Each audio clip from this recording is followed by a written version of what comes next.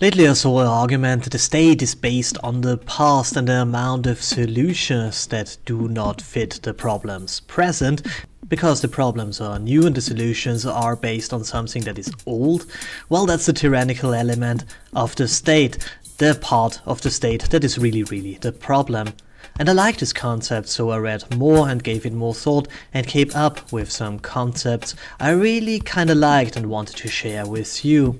I wrapped my head around the question how to illustrate that, and I had a very complex, quite mathematical idea, but for the sake of a soul I ditched it, and we will keep it simple. So let's dive into that. Let's say that this red box is our problem and the blue box is the solution. In an ideal case such as this, the solution fits the problem perfectly, and this happens in reality never. What happens mostly is that the solution fits a part of the problem and the rest of the problem remains. This is, by the way, the most economic solution. You can solve about 80% of more or less any problem with just 20% of your energy. Imagine cleaning up your room or your work desk. You can make it look okay in an hour, but you need about 5 hours to have it done really well, which is sadly very true for all my desks. Of course, there is this other extreme in which the solution overshots the problem. Think about broadband antibiotics. You want to kill a certain bacteria, but since you do not know how, you simply kill all of them, inclusive those you didn't want to kill in the first place. But the problem is solved completely, and this is achieved, and calling it nuking a problem would not be false.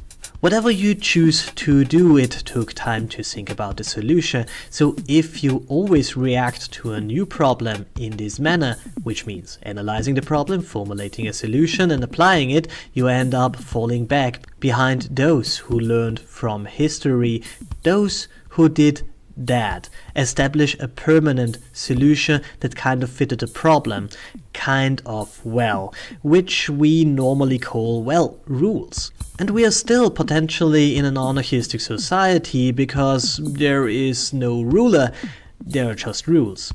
At some point the problem goes away, but the solution remains in the form of the rule, and this can be a religious rule, it can be a law, a tradition, or a gaming rule. When a similar problem pops up, you have a solution in place. So cultures have to decide one time how they deal with murder, and when it happens, they know what to do. Forget moral and philosophy for a second, because that's not the reason these things exist. They exist because that saves energy and time, and this leads to economic success, which leads then to domination. In other words, those cultures with a working rule system have a benefit over those who don't have one, and will become dominant over them and will impose their laws on them.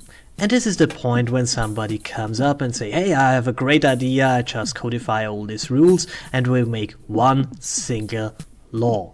Now we enter the realm of the state. Something that every state will do is pose rules, laws, and these laws are based on all the problems the ruling body can remember from the past and all the remembered solution that kind of worked. In the next step they try to fill in the gaps, and the result is a law system that works, let's say, well enough for most of all these problems. So if you have a problem within that, a problem that fits more or less the solution, well, you have a fitting solution. The problem is that the laws are a result of past experiences, not future experiences and not present experience. It's always a construct of the past.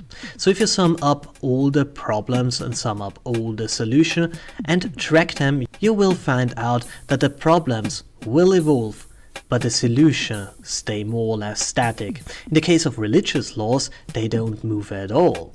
But still, a lot of problems are still covered, so you are kind of free, but given enough time, this gap will widen, and the gap, represented by this orange square here, is the tyrannic element of the state, where it tries to solve the present problems with past solutions that do not work. In theory, we could go further and enter a situation where no solution will fit an existing problem anymore. This happens often after revolutions, when you put a completely new, artificial created law into the real world. Imagine you try to solve the problem of car traffic with chess rules or a holy book, Quran. It just won't work.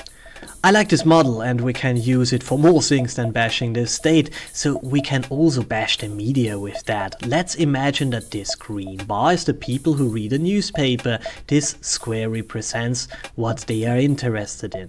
A good newspaper will deliver exactly that. And if this newspaper wants now to manipulate people, they will move in a direction away from what the people really wanted. But since people like to stick with the crowd, the interest will follow, at least to a degree. But if they go way out there, they lose touch and therefore traction. Without traction, you can't pull something. And what might happen, for different reasons, is that your audience moves not just a bit back, but far back. This is what happens right now with the mass media and those of us who are not dependent on them anymore. They have simply no traction over us anymore. But the same thing is true when we lose touch with our discussion partners. If you lose traction, the best argument becomes useless. A set of rules can never be perfect in reality. We have to accept that. We also have to accept that a law system brings efficiency, and efficiency is key to success. And bigger things move slowly. Inertia is also true for ideas. It seems a slim, compact rule system or law system is able to hold step longer than a bulky one, but will become out of touch sooner or later. Law systems will always have the tendency to exist in the past rather than in the present, while political ideologies have often the tendency to exist in a theoretical future. And I mean traditional ideas too. They too have a vision of the future. It's just not based on a fancy utopian idea, but on past law. The important thing that spells success is to keep in touch with reality that exists right here and right now, and accept that past or future solutions never fit as well as present solutions. So guys, I hope you liked it. If enough of you want to go full mass geek here and explore this model even further, let's discuss it, and I'm gonna make a follow-up based on my initial ideas and your inputs. So thanks for listening, like, share and subscribe for more. New videos are coming up normally every Sunday and Wednesday. Take care and have a wonderful time.